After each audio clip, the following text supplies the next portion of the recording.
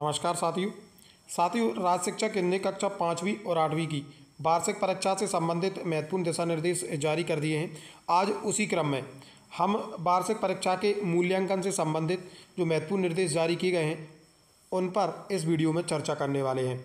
मूल्यांकन का प्रोसेस क्या रहेगा, कैसे अंकों का आपको निर्धारण करना है, सह शैक्षिक क्षेत्रों के जो मूल्यांकन होंगे उसकी ग्रेडिंग आपको कैसे देना है।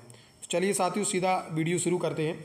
इसके लिए चलते हम पत्र के बिंदु क्रमांक 9 पर। आप देख रहे हैं जो पत्र जारी किया गया है उसके बिंदु क्रमांक 9 में प्रश्न पत्र एवं परीक्षा की योजना। तो आप देख सकते हैं इसमें जो वार्षिक परीक्षा हेतु प्रश्न पत्र राज्य शिक्षा केंद्र से उपलब्ध करवाए जाएंगे। यदि हम इसमें देखें कक्षा 5 एवं 8 की वार्षिक परीक्षा में प्रत्येक विषय का पूर्णांक 80 अंक का होगा, जिसमें लिखित प्रश्न पत्र 60 अंक एवं प्रोजेक्ट कार्य हेतु 20 अंक निर्धारित हैं।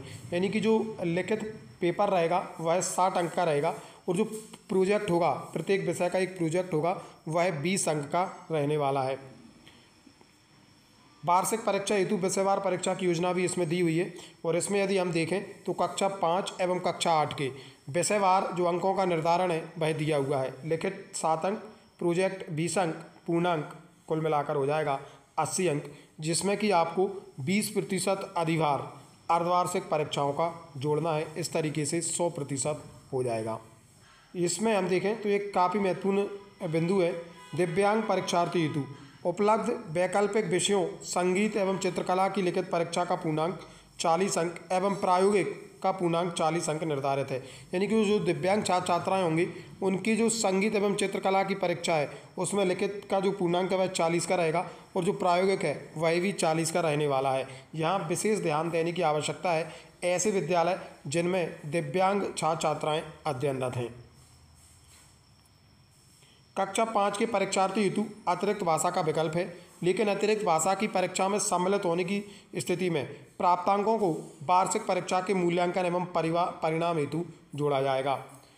दृष्टिबाधित परीक्षार्थियों हेतु गणित की जगह संगीत विषय के चयन का विकल्प दिया गया है।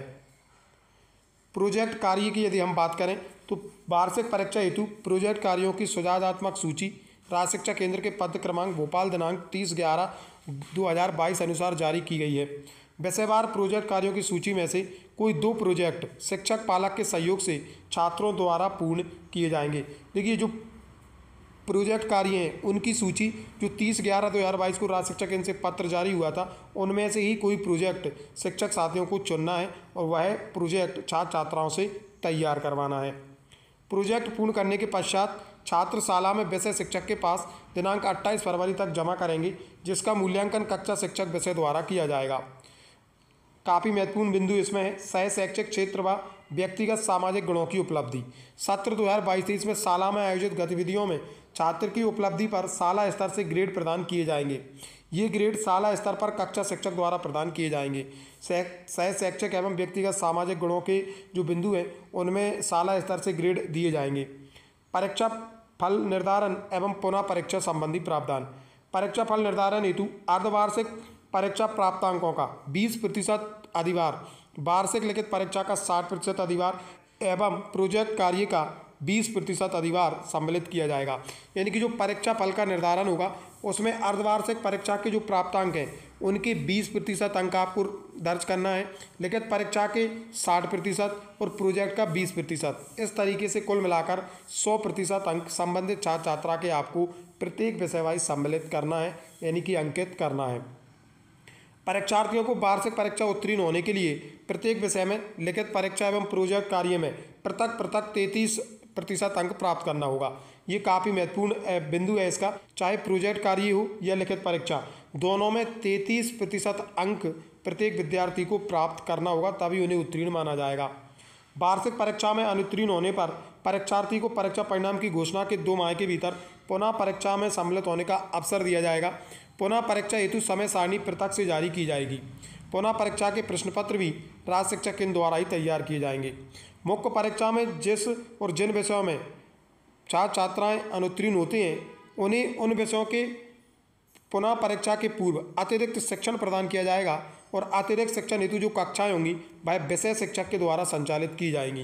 यानी कि विद्यार्थी जिस भी विषय में अनुत्तीर्ण होते हैं तो उन विषय के शिक्षक द्वारा छात्र छात्राओं को अतिरिक्त शिक्षण प्रदान किया जाएगा। परीक्षा द्वारा पुनः परीक्षा में भी अनुत्तीर्ण होने की दिशा में अगले अकादमिक सत्र में वर्तमान में अध्ययनरत कक्षा यथा स्थिति में ही रखा जाएगा, अर्थात 5 कक्षा 6 या 9 में क्रमोन्नत नहीं किया जाएगा।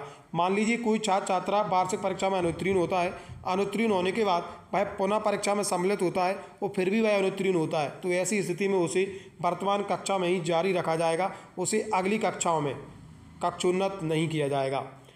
पुनर्गणना संबंधी प्रावधान। पुनर्मूल्यांकन अथवा पुनर्गणना का प्रावधान नहीं होगा। यद्यपि पारदर्शिता हेतु परीक्षार्थी चाहे तो उत्तर पुस्तिका का अवलोकन कर पाएंगे। इस हेतु परीक्षार्थी को परिणाम घोषणा के 1 माह के भीतर निर्धारित मूल्यांकन केंद्र प्रभारी उस जनशिक्षा केंद्र के प्राचार्य या मूल्यांकन हुआ हो को आवेदन देना होगा। मूल्यांकन केंद्र प्रभारी तिथि नियत कर परीक्षार्थी को उत्तर पुस्तिका के अवलोकन हेतु सूचित करेंगे। प्रगति पत्रक एवं ग्रेडिंग व्यवस्था। परीक्षार्थी के प्रगति पत्रक पोर्टल से जनरेट किए जाएंगे। विकासखंड शोध समन्वयक प्रगति पत्रक के प्रिंट निकालकर हार्ड कॉपी संबंधित शाला प्रभारी को भेजेंगे। परीक्षा में दिव्यांग बच्चे हेतु प्रदान की जाने वाली सुविधाएं। इसमें जो विभिन्न सुविधाएं हैं जो दिव्यांग बच्चों को प्रदान की जानी है उनका वर्णन दिया हुआ है।